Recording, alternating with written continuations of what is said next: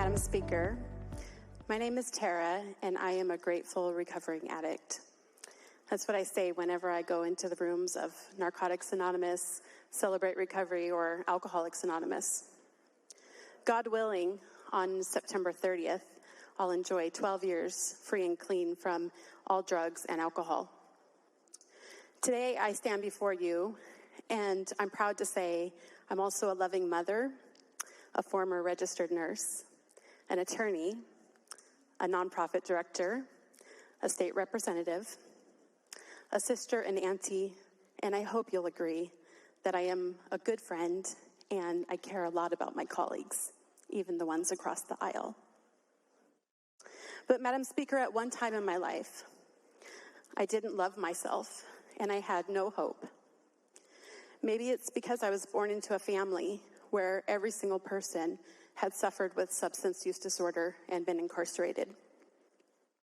They didn't protect me, and I was trafficked at the young age of 12. I was in foster care, and I was homeless, and I got pregnant at 14.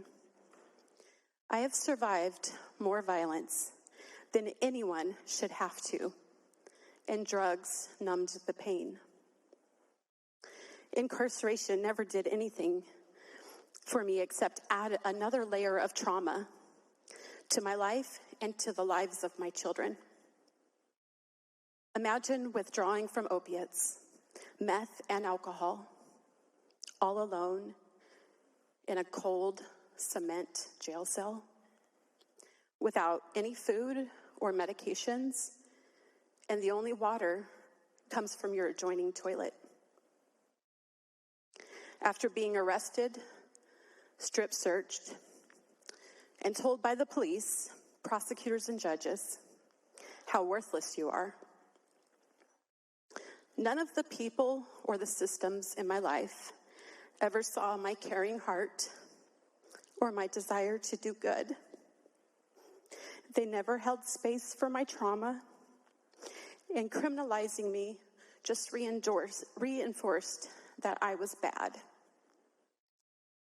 My own children then felt the same pain that I felt when my parents were incarcerated.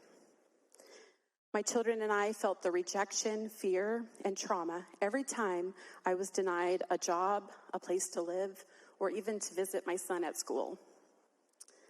But guess what, Madam Speaker? Recovery is possible, and I'm living proof. We do recover. This bill today is very hard for me to vote on. On one hand, we are putting the plug back in the war on drugs, which has been proven to be ineffective and incredibly unfair. But on the other hand, we are building a system that has multiple pathways to recovery, with the most important one being connection to someone who will love you until you can love yourself. My vote today is a harm reduction vote for my sisters in Yakima who've been trafficked and my fatherless brothers in Longview. Please join me in your leadership in voting for this bill.